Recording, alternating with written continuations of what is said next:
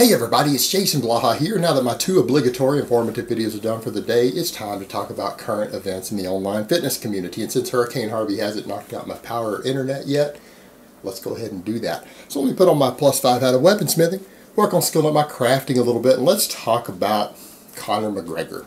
Now, some people are going to go, why are you talking about that? What does it have to do with fitness? I don't know, what does bodybuilding have to do with fitness? Nothing at all. You know, truth be told, if bodybuilding hadn't intruded itself into the fitness world, I would never even bring it up other than to make fun of it. Because it's not fitness, it's not athleticism, it's nothing to do with fitness.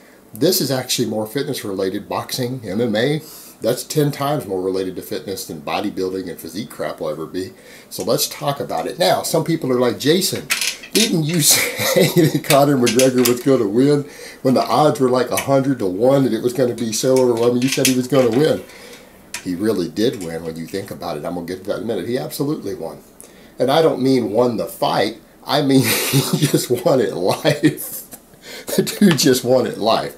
Now, the other thing is, you guys got to remember, a bunch of white dudes got excited. We got all excited. It was like the great white hype all over again. In fact, you know, that's the funny part, is that who did they select? Who got selected for this fight of the century? They picked an Irish dude. Now, they could have got all the Rocky fans and found an Italian dude to do it, you know, but we've already seen that played out with the Rocky movies, right? And comedians used to make jokes about that all the time, about white dudes getting all excited about the Italian dude winning the boxing championship multiple times in a movie. You know, there have been many jokes made about that in the past. Some of you are too young to remember that there were a lot of jokes. Well, that inspired the movie The Great White Hype. And this was, to me, a play off of The Great White Hype, because they knew that movie was popular, it was funny at its time, and they knew that people would buy into it. Look how many people bet on McGregor. Look how many people bet on McGregor. Tons of them. In fact, I think they were saying more people bet money on McGregor than Mayweather, even though he was a long shot. Do you know why? Do you know why? Because boxing is one of those sports. Boxing is one of those sports, in America at least, where white dudes don't really win. And a bunch of white dudes said, oh my God, this is our great white hope. That's exactly what it was. And you guys know that's true. And it's just like the movie The Great White Hype, because that's what they called him. They called him Irish Terry Conklin. And what do we have? A dude born in Ireland named Conor McGregor. This is a total spoof on the movie. This was intended to be a show to make money, and it did. Hundreds and hundreds of millions of dollars. In fact, I'm pretty sure someone has said already that it's actually well over $1 billion at this point, and money has been exchanged around and made as a result of this fight. This was all a show. I mean, let's be honest here. Let's be honest here. Conor McGregor won. I mean, it wasn't that long ago that the poor dude was on welfare, fighting, making very, very little money, even winning his fights. Wasn't that many years ago. This guy clawed his way from the bottom, became an MMA champion, became a millionaire. MMA champion, arguably the best in the world. Right? Arguably the best in the world at his sport. Now, he comes in to a sport that is different. And that's one of the things, one of the reasons I kind of made fun of this and wanted Conor to win is because I don't like boxing. And I don't have a problem with boxing as a sport. I have a problem with people calling boxers fighters. They're trained to not know how to fight, and it's ridiculous. The fact that they can't use their elbows, their feet, anything in a fight means it's not really a fight. It's about 100 million different rules that have no place in an actual fight. It's ridiculous, and they're trained to compete. It's not fighting in those conditions. Well, you take someone like Conor, who actually is trained to be a real fighter, and you throw him into a sport that has a lot more restrictions than he's used to, even though he's really good at what he does, against someone who's undefeated, against someone who's like 49-0 in boxing. Now, a lot of people would say he's older, he's a has-been, he's, you know, past 40 now, and he probably isn't anywhere near as dangerous or as conditioned or as fast as he was when he was younger. That's going to be realistic. Let's be realistic here. I'm 40 years old. Believe me, I don't bench press what I did in my 20s. You know, I'm like 100 pounds shy there. So, he isn't at his prime anymore. And you take a guy who gets basically the deal of the century. Now keep in mind, this is someone who was pretty much destitute less than a decade ago.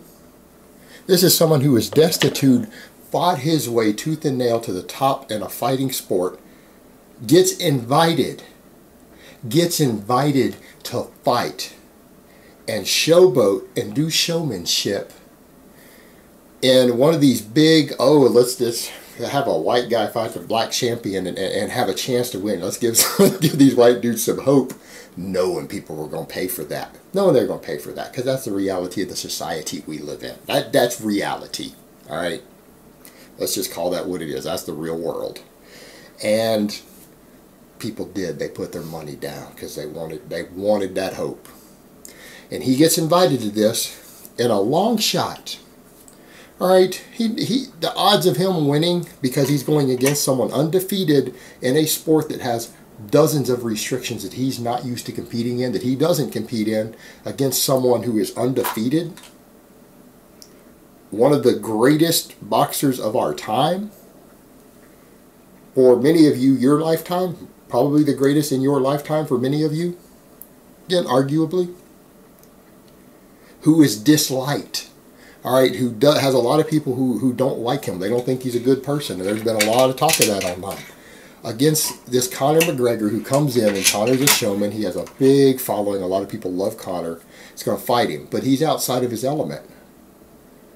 He's outside of his element. But here's the thing. He was guaranteed a minimum payout of $30 million. Now, we know it's more than that. But going into it, even if he lost and no other proceeds considered, he was already guaranteed $30 million plus then a cut of the proceeds. So even if we don't calculate the cut of the proceeds, he walked out of there with $30 million even if he lost. Well, the guy gets in the ring and fights hard, fights with everything that he has in a sport he's not comfortable in, that's outside of his element, against arguably the best in the world, 49-0, and makes it 10 rounds. 10 rounds. And he lost by technical knockout. Now, a lot of people say Floyd would have knocked him out. Conor's tough enough, he might have got back up and fought out, and probably still would have lost the 11th and 12th round, but he probably would have made it to the end. The guy is tough. He can take a beating. I mean, he's Irish, guys. Come on. The Irish are used to being kicked and beat down for the last 1,000 years. You know, let's be realistic here. Read a history book. He comes from a people who are used to being beat down, and that guy can take a beating in the ring. And he did take a beating in the ring.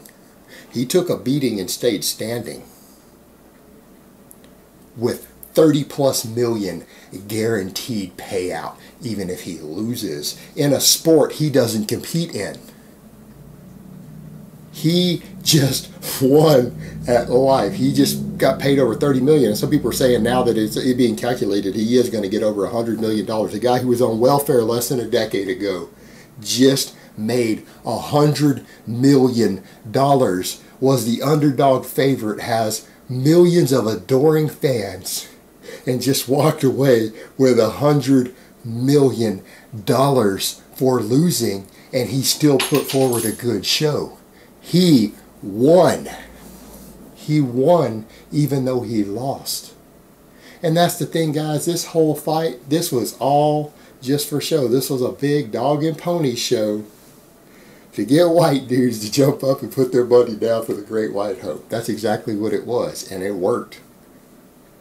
Hundreds of millions of dollars. It worked, and it was hype up, publicized, and you know what? It actually was a pretty good show. Lies, everyone thinks that. It turned out to be a better fight than they actually expected. But at the end of the day, Conor McGregor won. We all knew statistically Floyd Mayweather was going to win. He's an actual boxer and he's undefeated in his sport. Conor's not a boxer. Had they done it as an MMA fight, it'd have been a little bit different. Maybe they can do a rematch. Maybe they can do a rematch as an MMA fight now for another $100 million. And you know what? People would pay to see it. They should do that next.